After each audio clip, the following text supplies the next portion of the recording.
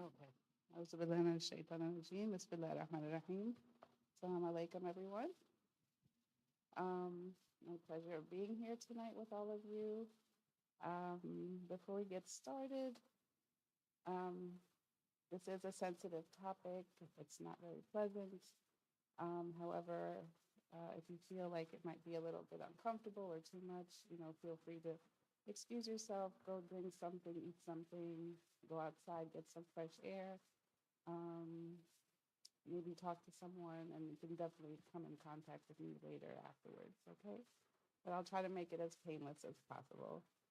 So we're going to talk tonight about suicide and suicide prevention, inshallah. So why is it important to talk about suicide?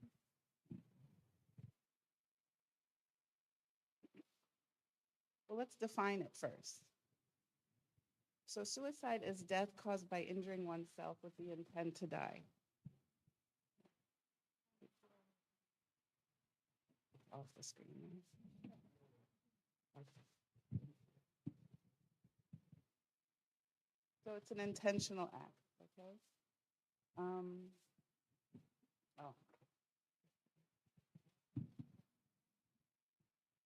It's also a leading cause of death amongst individuals between the ages of 10 and 34. So we're talking the youth are at risk. But truthful, rightfully so, and truthful that everyone is at risk, no matter what the age or demographic. However, there seems to be a correlation with the youth. And it's, a public health concern. I think about 800,000 people commit suicide worldwide. So it's important to address all the issues and factors that affect us, therefore helping prevent attempts of suicide. What that means is anything and everything should be on the table to talk about. Anything that bothers us, anything that is an issue should be addressed in some way, shape, or form. There's an expression, your secrets keep you sick, or we're as sick as our secrets. I don't know if you've ever heard that. So what we know is that what we resist persists. So when something is inside of us, bothering us, festering us, it's not good. It becomes toxic. So it needs to be released somehow, whether it be a trusted individual, or maybe even just journaling. But the main thing is to get it out. So some statistics for you. 48,000 people died of suicide in 2021. Some of it was correlated to the COVID crisis. 3 million people thought about suicide. 3.5 million people made a plan for suicide. And 1.7 million people attempted suicide. So out of that 1.7 million, 48,000 were successful in it. But the main focus for tonight is American Muslims. And it is an important topic, especially for the Muslim Ummah, because it was actually researched that 8% of American Muslims attempted suicide in their lifetime. Numbers are, by the way, from the CDC. And the Journal of American Medical Association's issue of psychiatry in, I believe it was July of 2021, sought that we need to focus a little bit more on the American Muslim population, because actually we're double the risk of other faith communities. So we're double the suicide rate of Christians and Jewish people. Okay, so it is a big concern for the Muslim Ummah. So why do people commit suicide? So we talk about what are like some general risk factors. So I'm just going to go through the general risk factors. Of course, there's a lot more reasons, but these are the most common reasons. So obviously the first one is going to be a history of depression and other mental illnesses. Actually, I think it's bipolar disorder that's the highest among all the mental illnesses as far as suicide risk. I think if you have untreated bipolar, it's about 10% suicide rate. Another risk factor is serious chronic illness. Um, like chronic pain, it's hard to live with something like that on a daily basis. People with cancer, something they're dealing with on a daily basis that's difficult to deal with. Legal problems, so this is like maybe lawsuits, um, something in the court, you're a victim of a crime. Financial problems, so loss of job, loss of home. I don't know if you guys remember like the stock market crashes. You've heard of people like jumping off buildings. Um, so for some people, that's a risk factor. Substance use. So we're talking about drug addiction, alcoholism. People tend to feel a lot of helplessness and hopelessness with that.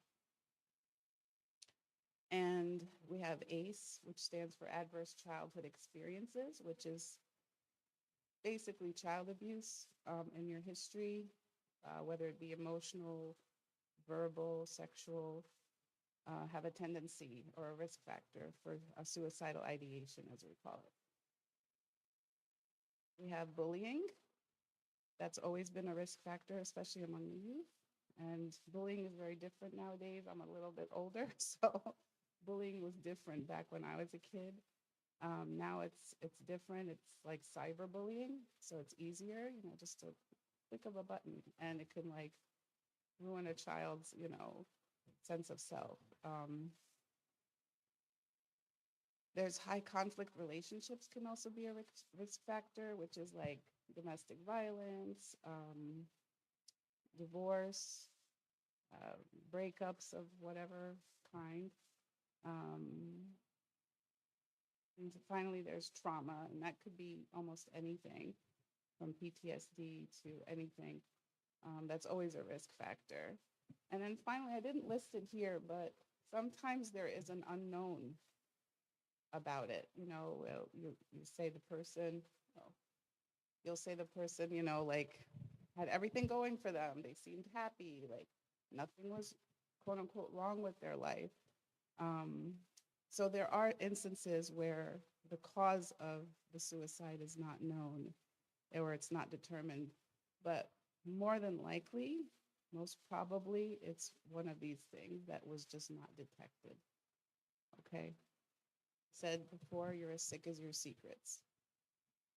And I always tell my clients too, the ones that have suicidal ideation or have, thoughts or have attempted it in the past or something, I always tell them, it's a permanent solution to a temporary problem. And I just let them sit with that for a while. And then they start to realize, yeah, maybe that's not the way to go.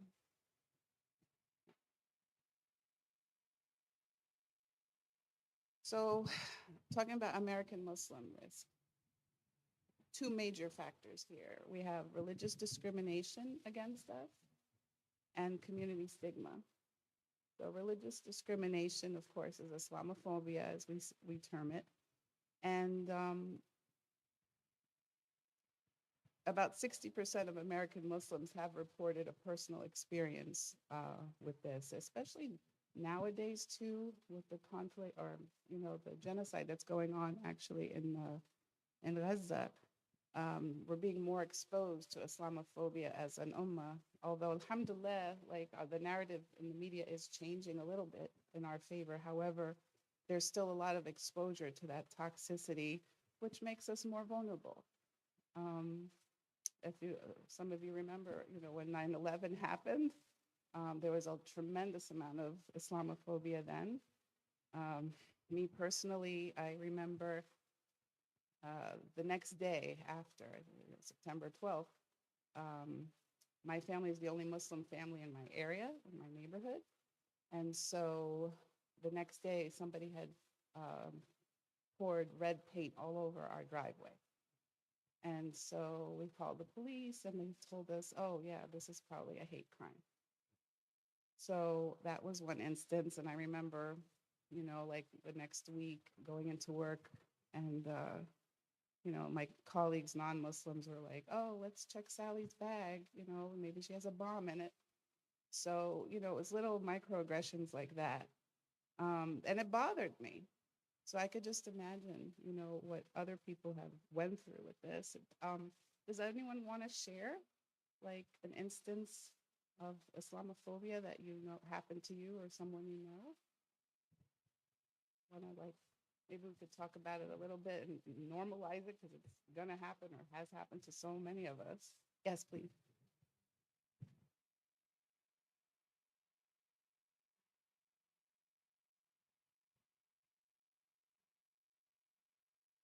Yes, yes.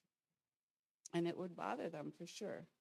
So that's why we talk about this type of thing as a risk factor. Thank you for that.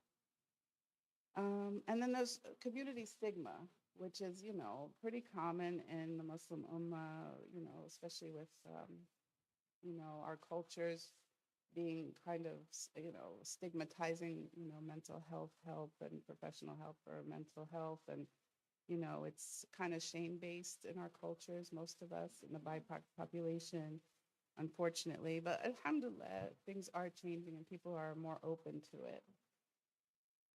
So that's a good thing. That's okay.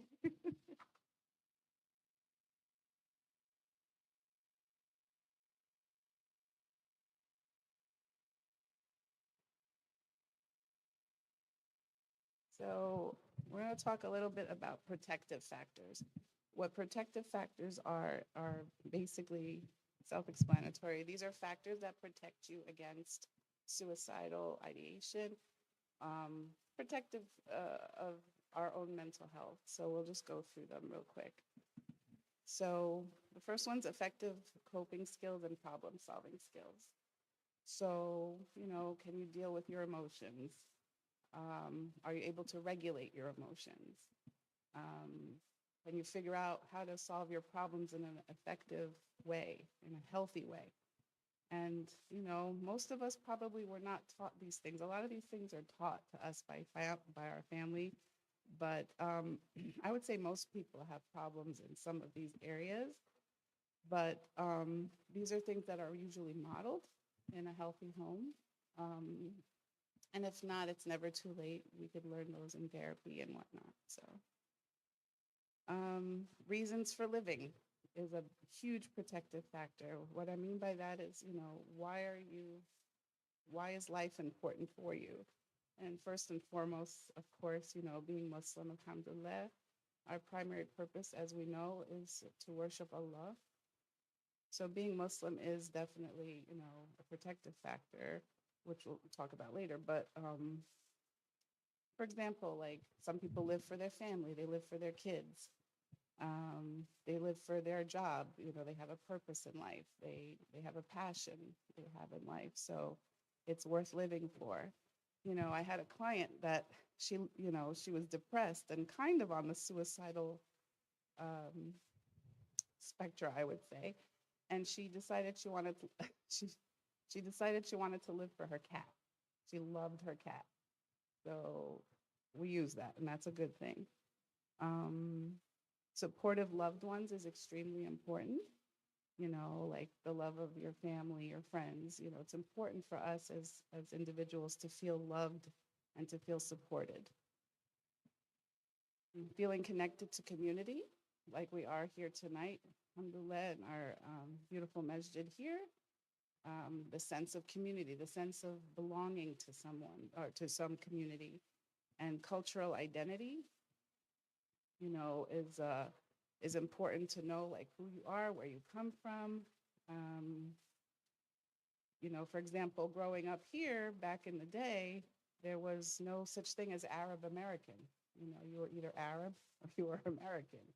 So a lot of people in my generation had this like identity crisis, like what are we? And it can affect your sense of self as well.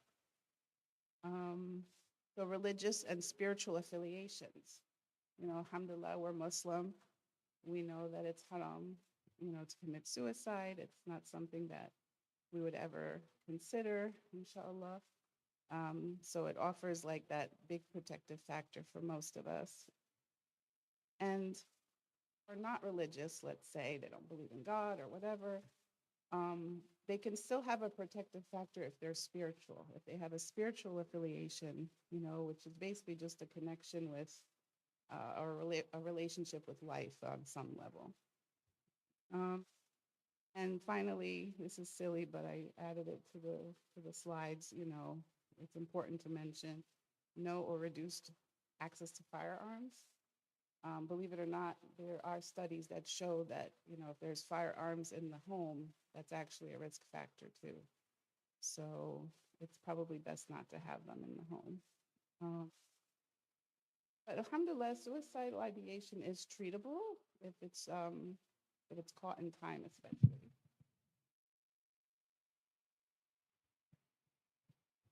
So what are the warning signs?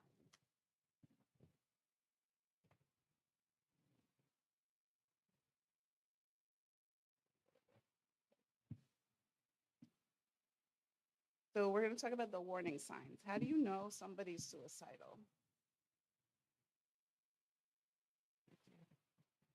So we'll go in like a clockwise fashion there. The top one is suicidal thoughts, obviously, right? And they're expressing some kind of suicidal thoughts. You'll hear them say, sometimes you'll hear them flat out say, I want to kill myself. But sometimes it's more subtle. Most of the time it's more subtle than that. They'll say something like, I don't want to be here anymore. I hate life. Life sucks. Life is too hard. I don't want to be here. Like things like that. It's almost like kind of in between the lines there. Recent fascination with death. So all of a sudden they're watching a lot of content or absorbing content on the issue of death and dying, and they might even research ways to die. So we have to put our little detective hat on and pay attention to these things, like if we come across them with our loved ones. Sometimes there'll be changes in mood. The person will have like it, we all get moody, don't get me wrong. Like it's totally normal to have mood swings and things like that, or, once in a while. But what I mean by changes in mood is extreme changes, like they're usually even keeled, all of a sudden they're extremely depressed. Or sometimes they could be very, very exhilarated all of a sudden. That's also a kind of like a red flag. Lost interest in hygiene, like they stop taking care of themselves. They don't care anymore what they look like. They don't care about taking showers. This is like a cardinal sign of depression. One of the first signs of depression is when they just kind of let go of their appearance and their hygiene. Next is withdrawn. They isolate. They feel like they don't want to hang out anymore. They don't want to, they don't want to be around people. You'll invite them out, and no, I'd rather stay home. I'm good. I don't need to go out. And this is a little bit abnormal too, especially if they used to enjoy going out, and then all of a sudden you don't see them around anymore. They're isolating. Some people, the next one is giving away possessions. Some people will give away possessions, like oddly enough, like here's the keys to my car. I don't really want it anymore. You can have it. I don't need it. Something of value, like here's some my jewelry. You can have this. Like all of a sudden, and it's just like it should kind of have like a red flag, and you're like, why are they giving me such valuable possessions of theirs? Have extreme rage, that could be a problem in a lot of settings, but when people get way too dysregulated, sometimes the only way out of that, they feel, is to end it. And it's also a risk factor for homicide too, not only suicide. So anger management is very important. Another sign is saying goodbye to friends and family. So, they might say something like, you were such a great friend. You were such a great mom. You're such a great aunt, sister, brother, whatever. I'm never going to forget what you've done for me. And it almost sounds like, they're going somewhere. Like, what do you mean? Like, it's nice. It's a nice gesture, but why are they saying this to me? So it's good to kind of ask questions. And then finally, recklessness. This could be where they, you know, risky behavior. They start driving like 100 miles an hour, or they want to walk on like train tracks, or they will, walk on the cliffs of things, or like, just kind of like almost like they're on a death wish.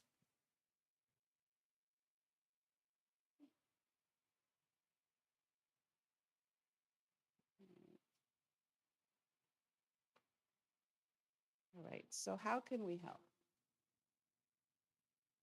First and foremost is, like we were just talking, to recognize those signs of, emotional distress, like we were just discussing.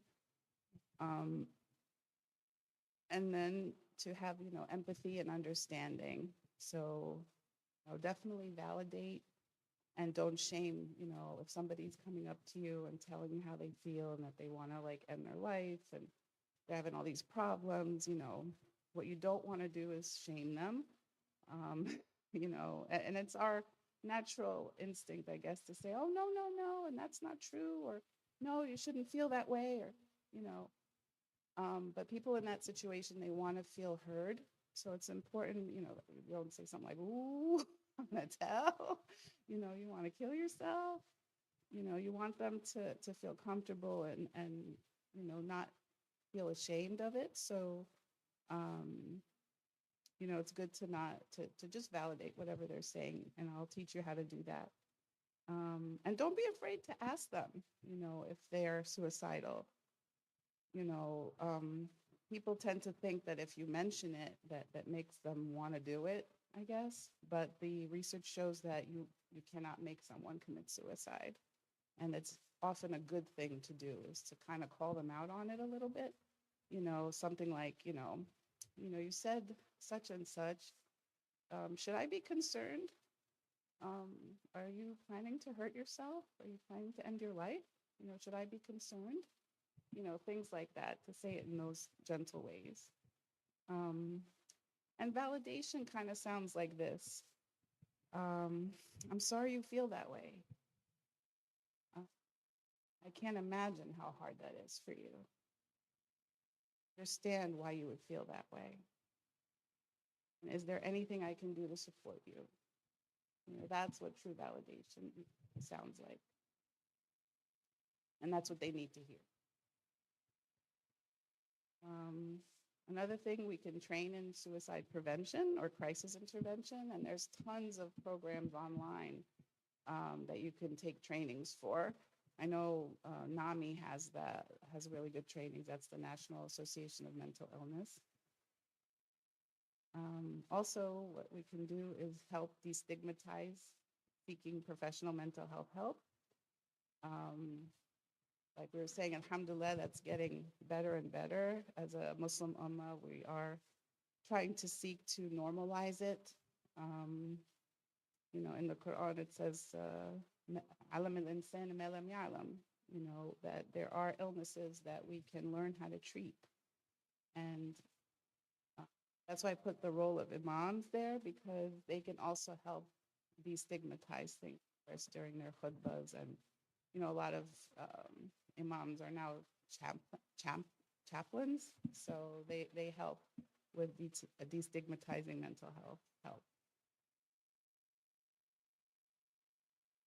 We want to encourage open communication in our circles, which means just, opening up this topic like we're doing tonight with your family, with your children, with your friends, kind of like having this discussion, so that they know that they're, they have that support out there for them.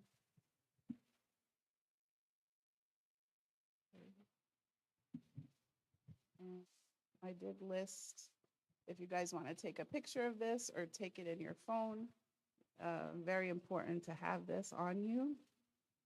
So if you or someone you know is struggling, these are also available 24/7, which is a godsend, alhamdulillah. I give these numbers out to my clients all the time if they're struggling in between sessions or whatever. So we have the National Suicide Hotline, which is just offering someone to talk to. It's 1-800-273-TALK. And for you young people that like to text, you can text the word talk to 741-741, and you can have a texting conversation. And then there's a simple one to remember too, which is 988 or 211 for any kind of crisis support. Okay, so there is help out there, alhamdulillah, and it's available 24 hours a day.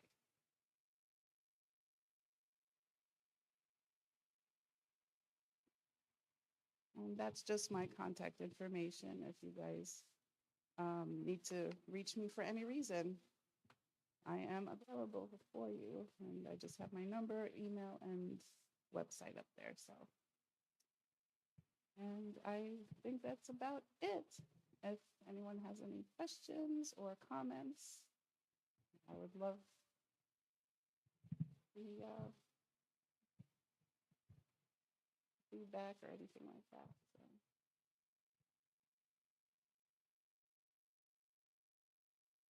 Yes. SAD, seasonal affective disorder. Okay. That's actually a really good question. That happens a lot in the winter. That's kind of like when, people get kind of the blues during the winter months. Very common. A lot of it we believe is due to the lack of the sunlight. So not to close the drapes in the home, keep as much sunlight in the house as possible. I've had clients that get it really bad in the winter because if you're more subjected to it if you already have a tendency towards depression. But I tell them to keep the lights open or have these light box things that they have in their home.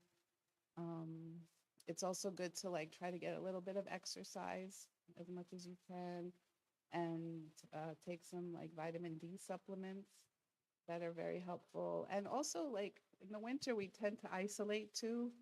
So maybe kind of make friends, make plans with friends once in a while to make sure you're going out and still socializing, even though it's freezing outside. But it's still important to meet up with people, even if you invite them to your home, but just, not to isolate. So I think.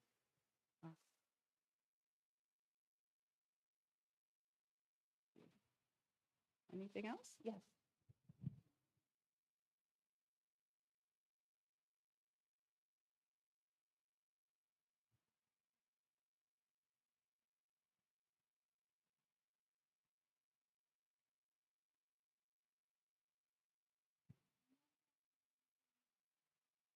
Well, if yes, a lot of times, depending on, how safe they might feel to tell you or not, um, they say no, but you still suspect it, you can always follow up. Just to make it if you know their family, if you know their friends, hey, can you keep an eye on this person? They didn't seem right for me. I tell parents or family members if one of their loved ones is exhibiting a lot of mental health, issues in the home, they can also call a mobile crisis number. And these are people they're almost like an ambulance for mental health, and they'll come to the home and they'll do an evaluation to see if this is a true suicide case or not. So that's an extreme, that's for the extreme cases. But most of the time, if you say it in a certain way that's very validating and they trust you enough, they might tell you that they're not feeling well. So, good question. Thank you. Anything else? Yes.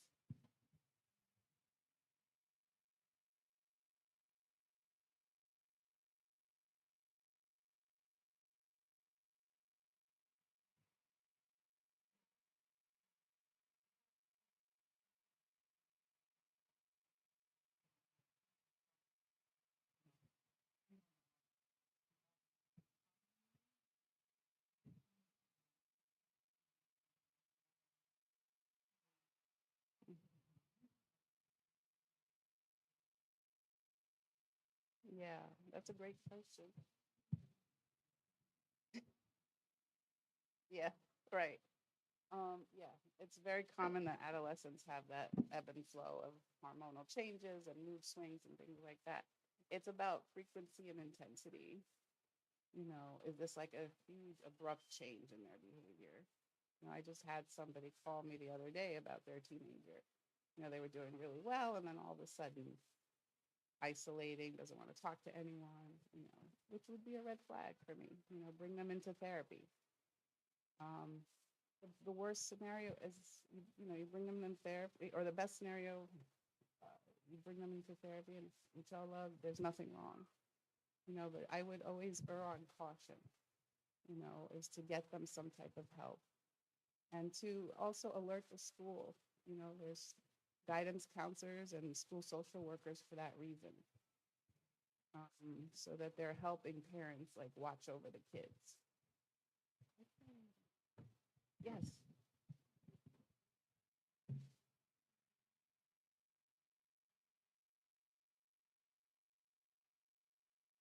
Mental health help, you mean? Therapy. Therapy. We have so many different interventions. Um, you know, there's psychotherapists, there's coaches, there's, you know, I wouldn't recommend coaching though. Coaching is more for like maybe life skill issues, you know, but I would highly recommend psychotherapy. That is the cardinal way to help. Yeah.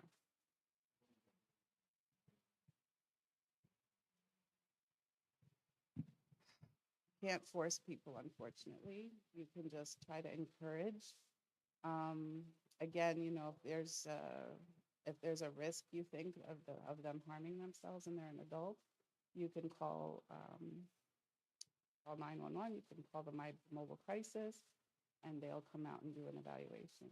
You know, if there's somebody, you know, literally saying, you know, I want to die, I want to kill myself, and you can't stop me, you should definitely call like 911 immediately.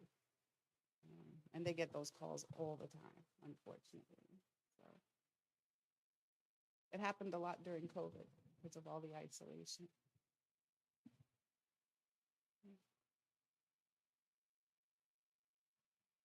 Yes.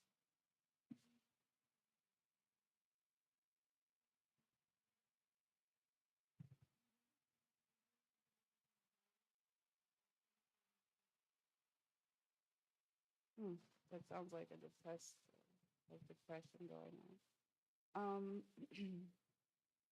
First, you know, it's like I like to do things conservatively too. Like, I'm not saying you should run and go get therapy right away. Is to try some of those things that we talked about earlier, the protective factors, which are also for another topic, another discussion, inshallah, one day, how to protect mental health in general, is, you know, to get out, exercise, proper rest. But also, if you're having a constant rumination of negative thoughts, is to try to find out the origin. Like, is there something triggering those thoughts that's in your life? Is there a stressor in your life? And maybe like figure out ways to deal with that. What I like to tell people too is to think of a lot of gratitudes, you know, kind of combats that negative thinking is positive thinking. So I kind of make clients do that too. Like, alhamdulillah, we as Muslims, we say alhamdulillah all the time, right? Um, but to really like do it in a way where it's like just trying to appreciate the little things, the everyday things that we take for granted. And then, you know, just having gratitude. Like I tell them, name 3 to 5 gratitudes every day. Just journal or write it down or think about at least 3 things you're grateful for every single day. It could be, you know, I'm grateful for this cup of coffee. I'm grateful for, you know, a warm sweater to wear, you know, because the more we practice gratitude, it literally changes the neural pathway in our brain, subhanAllah. And it'll combat that kind of negative thinking. So if that doesn't work, then I would recommend getting more help in therapy. Thank you for the question.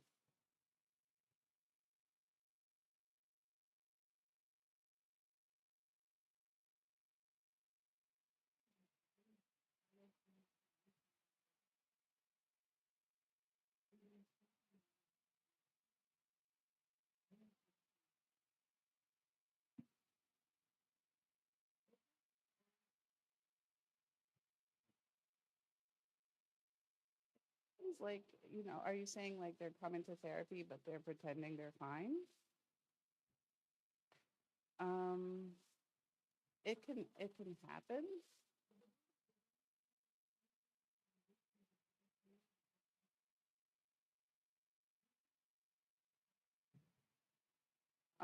Well, we're trained. Therapists are trained to read between the lines.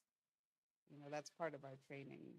So it has happened to therapists where the client is lying and saying everything is fine, and then they get a call, you know, that this person committed suicide. It happened to a colleague of mine. Um, and it's interesting because the client, I remember she was doing very well, and and then all of a sudden committed suicide. But there might have been like some underlying fear going on that she didn't language or talk about or express in therapy. So, you know, unfortunately, we're good, but we're not Allah. We're not mind readers. I could only go based on, you know, what the client is giving me and also observing what else is going on in their life.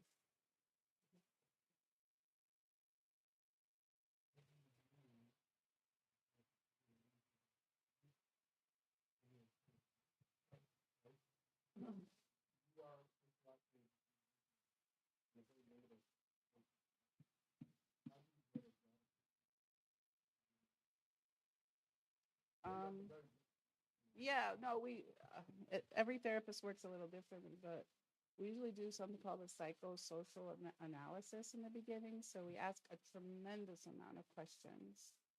Um, Sometimes the intake sessions can take a couple of days, you know, of just questions, and to the point where the client's like, okay, enough already. You know everything about me now. So we ask a lot of questions, you know. Um, and some of the interventions are questions too, you know, and depending on how they answer it will kind of let us know which direction to go. So, thank you. Good question.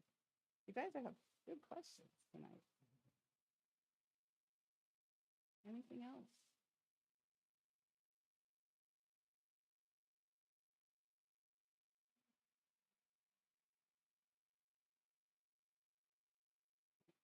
Okay. Thank you, everyone. Jazakallah.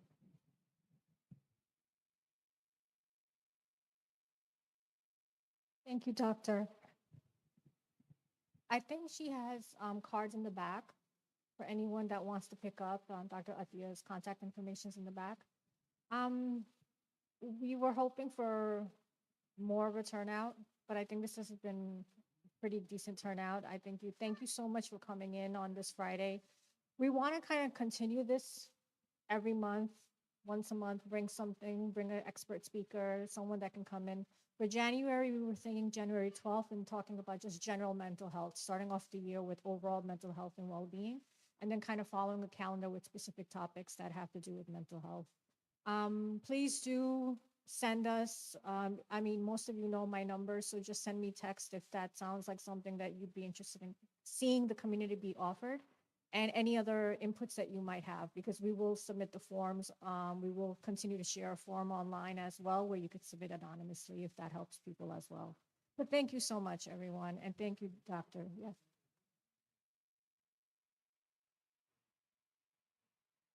It's pretty confirmed with the speaker because we're working more from speaker availability and then we work backwards. So the speaker is lined up for January 12th, and we just wanted to kind of see how this one went before we started talking about it. But please do put that on your calendars. I know Fridays tend to be busy for everyone. And then, Doctor, thank you so much for coming. This means a lot. I know you drove a bit, so I appreciate that. All right. Thank you, everyone.